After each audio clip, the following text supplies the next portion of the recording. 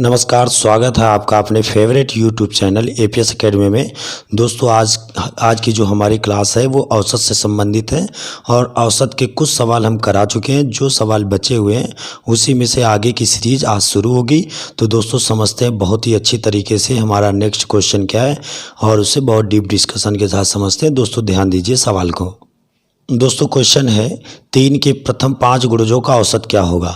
दोस्तों 3 के प्रथम 5 गुणज, तो दोस्तों देखिए 5 गुणज का मतलब 3 के पहाड़े में आने वाली चीज़ें। तो 3 के प्रथम 5 गुणज 3 और 6, 9, 12 और 15। दोस्तों ये हमारे 3 के प्रथम 5 गुणज हैं। 3 के 5 प्रथम गुणजों का औसत बताना था।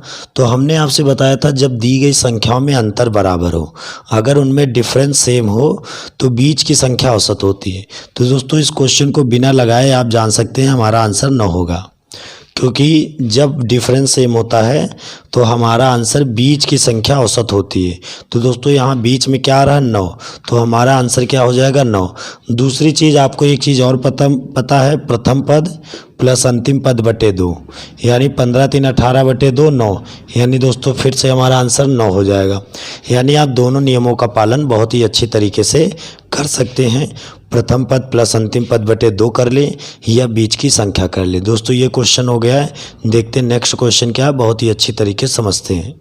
दोस्तों क्वेश्चन है 25A प्लस 25B बराबर 115। तो A और B का औसत पूछा गया है।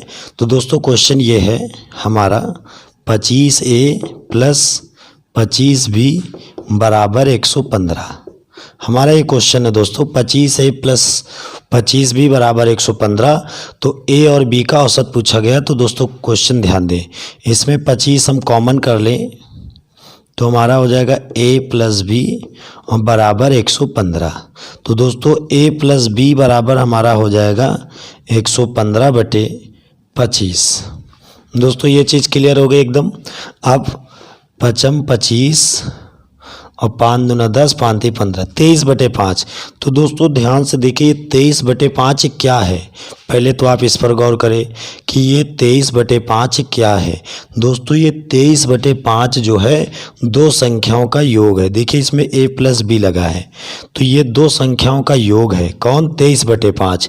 तो 23 बटे 5 अगर दो संख्याओं का योग है तो औसत क्या होगा? औसत का मान होता है पदों का योग बटे पदों की संख्या।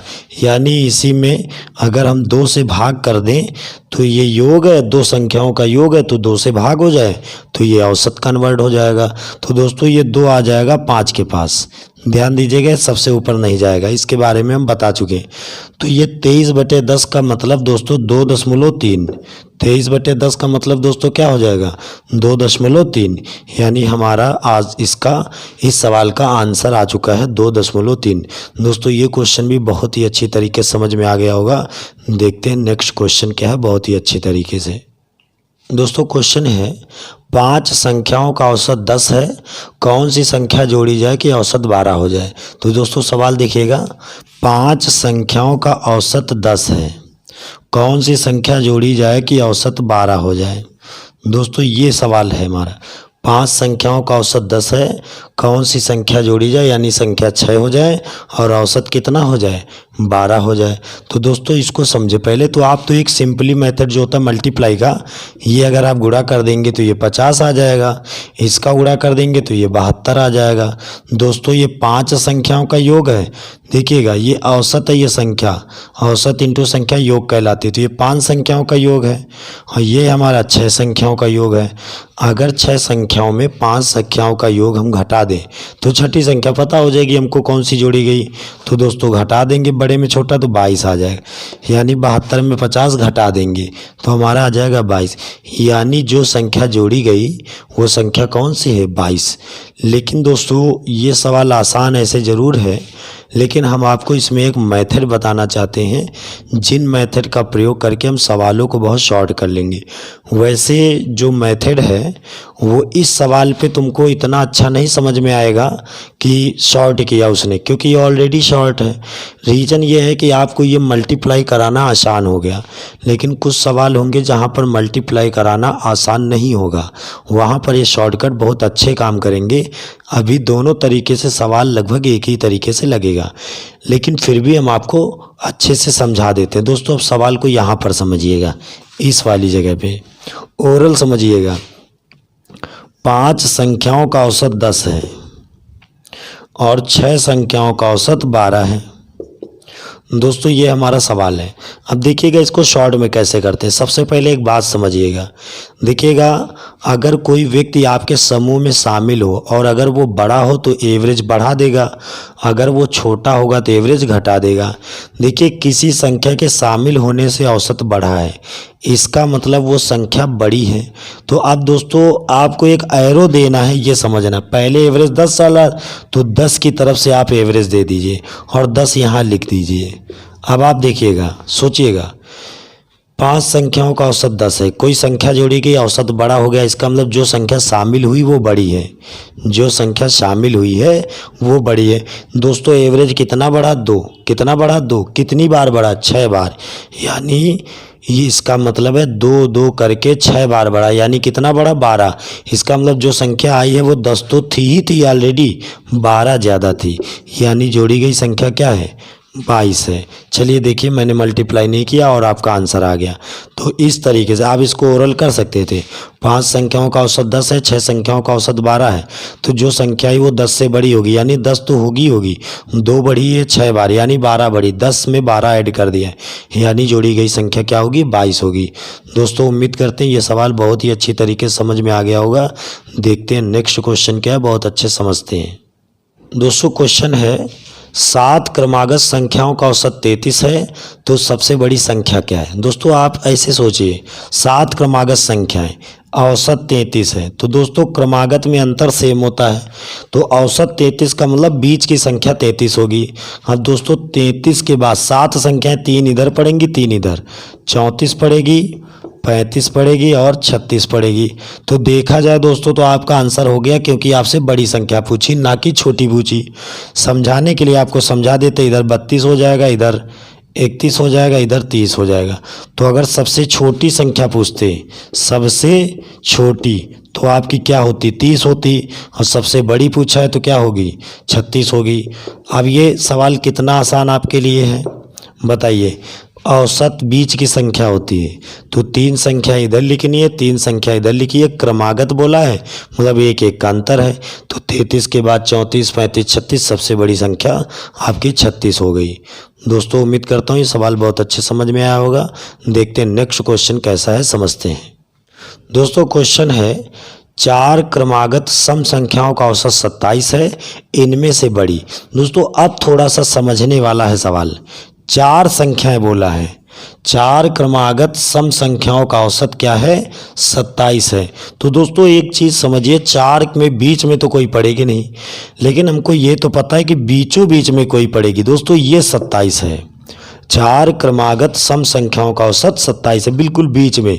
तो दोस्तों आपको ये बता दें, जब 4 संख्या हो, 8 संख्या हो, 12 संख्या हो, ऐसी कोई संख्या हो जिनके बीचों बीच में आप कुछ ना पा सको, तो आपको ध्यान देना है, उसका आधा जोड़ना है और आधा घटाना है। यानी कि सम संख्याओं में दोस्तों अंतर कितना चलता है? 2 का। सम संख्याओं में अंतर 2 का चलता है, तो 2 का आधा क्या होगा? 1। इसमें 1 जोड़ना होगा, जोड़ दिया दोस्तों 28। इसमें 1 घटाना होगा, घटा दिया दोस्तों 26।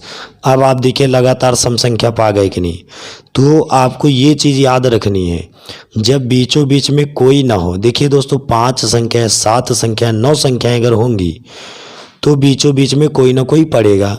लेकिन जब 4 संख्याएं, 8 संख्याएं, 10 संख्याएं, 12 संख्याएं, 112 संख्याएं, यानी जब संख्याओं की जो कंडीशन होगी वो इवन रूप में होगी, यानी कि जिनमें से किसी को अलग न किया जा सके और बीच में कोई ना बचे, तो उसमें जो भी अंतर चल रहा हो उसका आधा जोड़ेंगे और उसी का आधा घटाएंगे। तो सिंपल है दोस्तों, 27 औसत का आता, सम संख्याओं में अंतर 2 का चल रहा था, तो 2 का आधा 1, तो 1 जोड़ दिया, 1 घटा दिया। अब दोस्तों 28 के बाद क्या पड़ता है? 30, और 26 के पहले क्या पड़ता है 24। तो ये दोस्तों देखिए 4 क्रमागत संख्याएं आ चुकी हैं आपकी। इनमें सबसे बड़ी पूछी है आपसे 30 आंसर दे दे, सबसे छोटी पूछता 24 दे देते, लेकिन आपको कोई दिक्कत नहीं, सबसे बड़ी संख्या आपसे पूछी है तो आंसर क्या हो जाएगा दोस्तों 30। चलिए देखते हैं नेक्स्ट क्वेश्चन। दोस्तों क्वेश्चन है सतत 5 विषम संख्याओं का औसत 95 है। सतत 5 विषम संख्याओं का औसत 95 है। यदि इन संख्याओं को अवरोही क्रम में लिखा जाए तो चौथी संख्या क्या होगी, ये आपसे पूछा गया है। तो देखिए दोस्तों सतत 5 विषम संख्याओं का औसत 95 है। तो दोस्तों आपको तो पता है लगातार विषम संख्याएं हैं तो ये बीच की संख्या होगी, क्योंकि 5 संख्याओं में एक बीच में हो जाएगी, 2 इधर हो जाएंगी, 2 इधर हो जाएंगी। तो 95 के बाद 97, 97 के बाद 99, इसके पहले 93, इसके पहले 91। दोस्तों ये सवाल है आपका, सतत 5 विषम संख्याएं हो गई। अब सिंपल है, इसने कहा अवरोही क्रम में की जाए तो चौथी संख्या क्या होगी। तो अवरोही का मतलब दोस्तों बड़े से छोटे की ओर। तो ये देखिए बड़े से छोटे की ओर हम आ रहे हैं तो चौथी संख्या हमारी क्या हो जाएगी 93। यानी हमारा आंसर क्या हो जाएगा दोस्तों 93। यानी कि अवरोही क्रम में चौथी संख्या क्या होगी तो 93, 93। दोस्तों उम्मीद करता हूँ ये सवाल बहुत अच्छे समझ में आया होगा। देखते हैं नेक्स्ट क्वेश्चन क्या है, बहुत अच्छे समझते हैं। दोस्तों नेक्स्ट क्वेश्चन है ABCD 4 क्रमागत विषम संख्याएं हैं जिनका औसत 42 है। जिनका औसत दोस्तों क्या है 42 है। तो B और D का गुणनफल पूछा है। ध्यान दीजिएगा ABCD ABCD ये 4 संख्याएं, इनका औसत दोस्तों 42 बोला है। ये विषम संख्याएं सब हैं। तो 4 में बीच में तो कोई होगा नहीं, बीच में 2 होंगी, तो इनके बिल्कुल बीचों बीच में औसत बोला है दोस्तों 42। अभी हमने बताया सम संख्या विषम संख्या में 2-2 का अंतर होता है। तो जब संख्या इस तरीके हो, अभी इसके पहले सवाल में बताया था, जब संख्या इस तरीके हो तो उसका आधा जोड़ते हैं, आधा घटाते हैं संख्या पाने के लिए। तो दोस्तों सम में अंतर 2 का होता है तो 1 इसमें जोड़ दे, 1 जोड़ दे, 1 जोड़ देंगे 43 हो जाएगा, 1 घटा देंगे 41 हो जाएगा। 43 के बाद 45 क्योंकि विषम संख्या है, इसके पहले 39। दोस्तों चारों संख्याएं आपको मिल गई। अब आपसे कह रहा है कि B और D का गुणनफल क्या होगा। तो B और D यानी B है 41, D है 45, इसका गुणनफल आ जाएगा तुम्हारा 1845। क्या आ जाएगा 1845। दोस्तों हमारा ये भी आंसर हो गया। सवाल बहुत छोटे छोटे हैं, कुछ सवाल जो अच्छे होंगे उनको बहुत डीप समझाएंगे। दोस्तों इस समझ में आ गया होगा, उम्मीद करते हैं। दूसरा क्वेश्चन अब बहुत अच्छे से देखते हैं, चलिए देखते हैं। दोस्तों क्वेश्चन है 5 क्रमागत सम संख्याएं ABCDE जिनका औसत 66 है।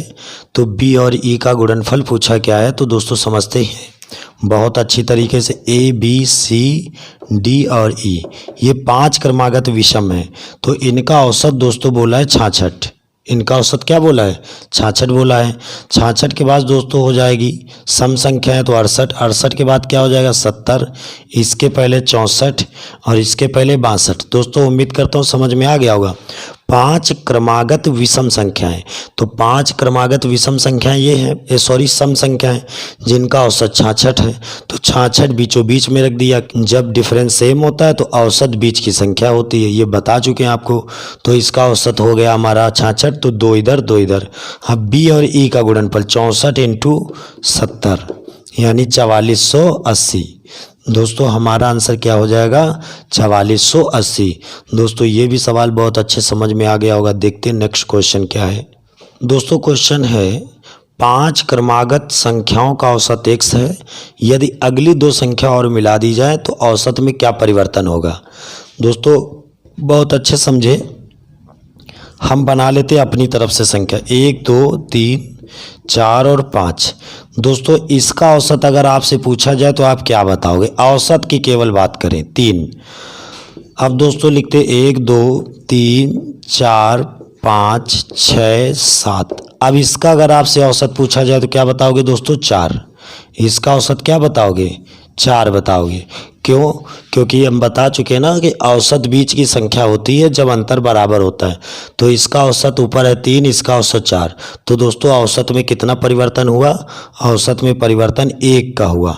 कितना परिवर्तन हुआ? 1 का। यानी दोस्तों हमारा आंसर क्या हो जाएगा? 1। 1 का परिवर्तन होगा, यानी औसत में कितनी वृद्धि हुई?